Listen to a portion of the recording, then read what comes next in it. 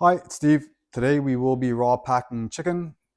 We'll be taking it from here, putting it into this jar, and pressure canning it. It's super easy and almost as fun, or as fun as you want to make it.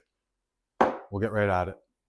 All right, so today we will be canning up a bunch of chicken. Isabel is joining us today, making her premiere, simply because I've got a few of those little quirks and weirdy things, crazy things that I don't eat popsicles because I don't like the popsicle sticks, and I don't like to touch raw chicken because it just creeps me out and makes me all weird. So Isabel will be chopping up the raw chicken and stuffing it into the jars, and I'll be doing a few other little things in the meantime.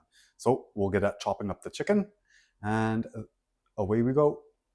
So everybody knows as well, we are from southern Quebec in Canada. We are a bilingual family. Isabel's French Canadian, and well, English is my mother tongue, of course. Um, so through our conversations, we don't even think about it anymore in the way of how we speak to each other. It's this dynamic linguistic, I don't know, function that we have, whereas we don't even think about how we speak to each other. She speaks French to me, and I speak English to her. But sometimes we switch back and forth, and sometimes we're just talking, and it's whatever word in whichever language makes things easiest, So that's that. So here you can see she's just chopping off the biggest lumps of fat. You don't have to cut it all off because it does give some flavor.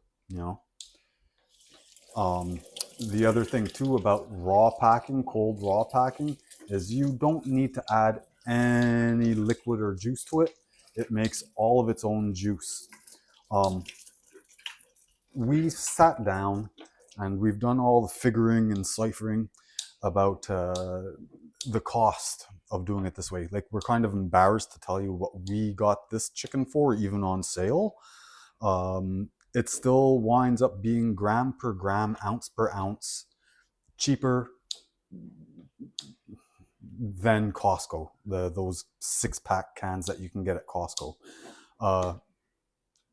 Except, like, we're not counting our time. So there it would be a little more expensive, but ounce for the meat for meat, pound per pound, ounce per ounce, it does wind up being cheaper. Also, too, we know exactly what's going into this chicken. It's right there. It's just chicken.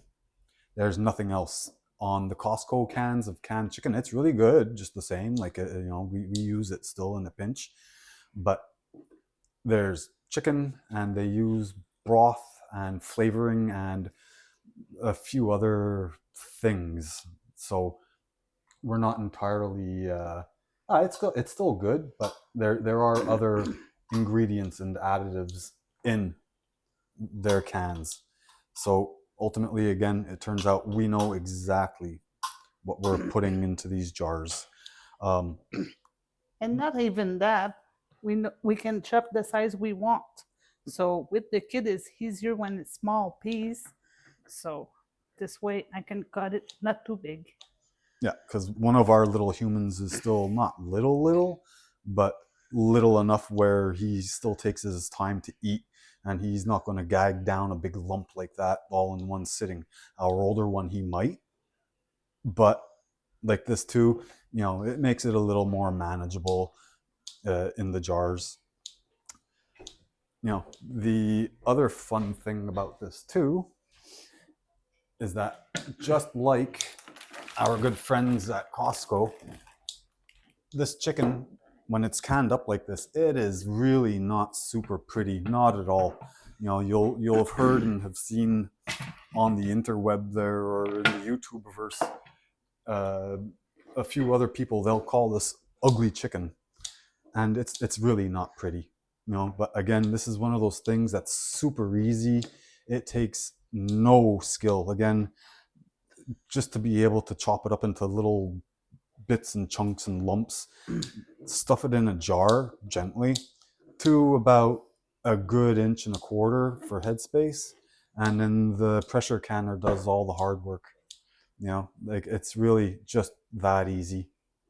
You know. Anyways, what we will do is we will take a short break here, finish up doing this, and we'll be back momentarily. Okay.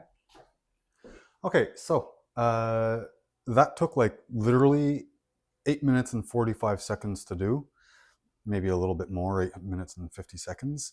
Again, the headspace up to a good inch, 1.25 inches. We are going to clean off the rims because chicken is greasy. This is raw pack. For the people who have never done this before, it may seem kind of strange that there's no broth or liquid or water or anything going in there.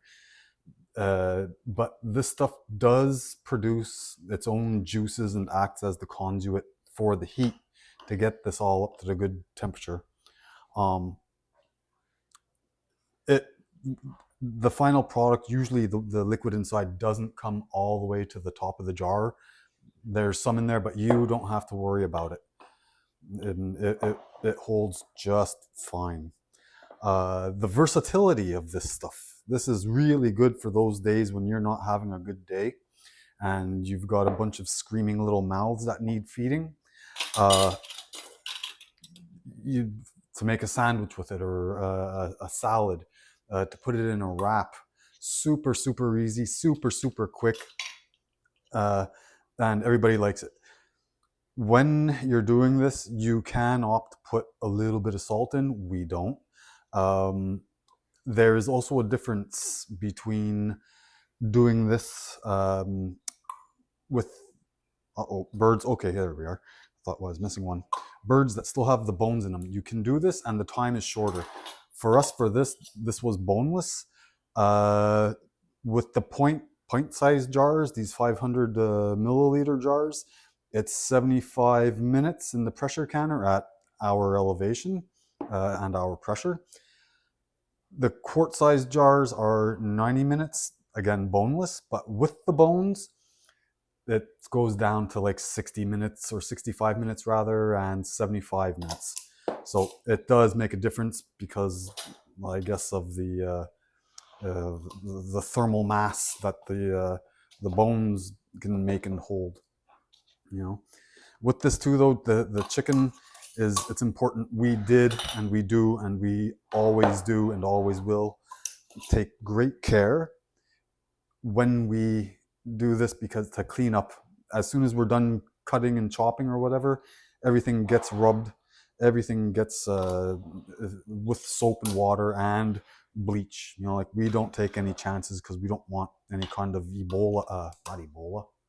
salmonella or anything else like that, because that's really not fun.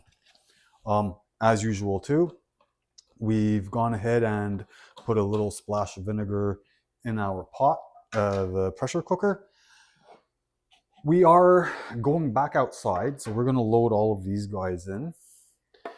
We will be canning outside because it's hovering right around that freezing mark.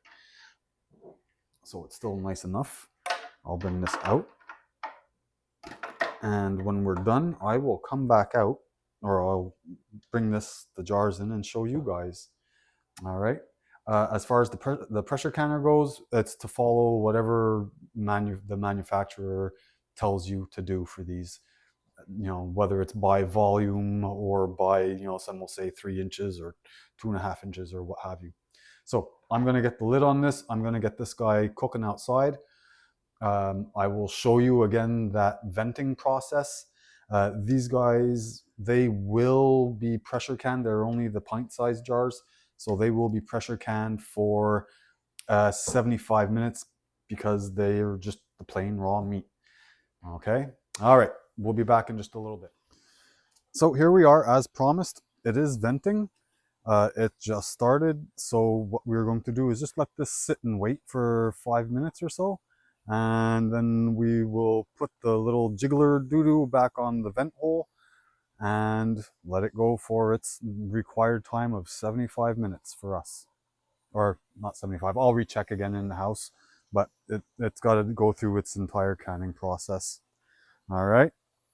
We'll be back in just a little bit.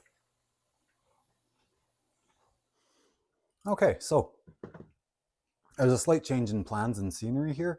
What had happened was, as soon as the sun went down, there was a drastic uh, drop in temperature. So I decided to, when this thing was done, it's time to bring it in and let it cool down.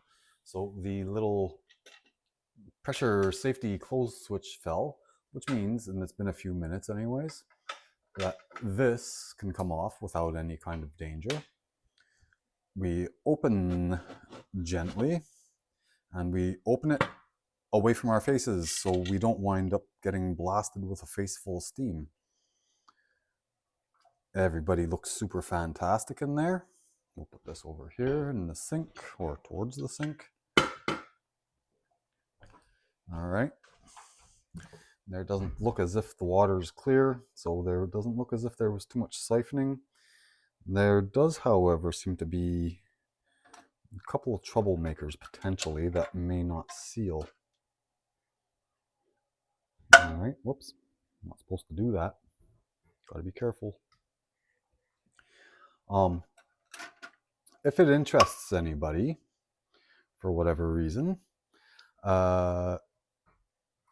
we can, this is for the rest of our friends potentially possibly in Quebec here, the French-speaking population, and or Europeans as well. We can do a certain number of videos in French, or if you want to see the spectacle of comedies, we can do it in a bilingual fashion if you wish.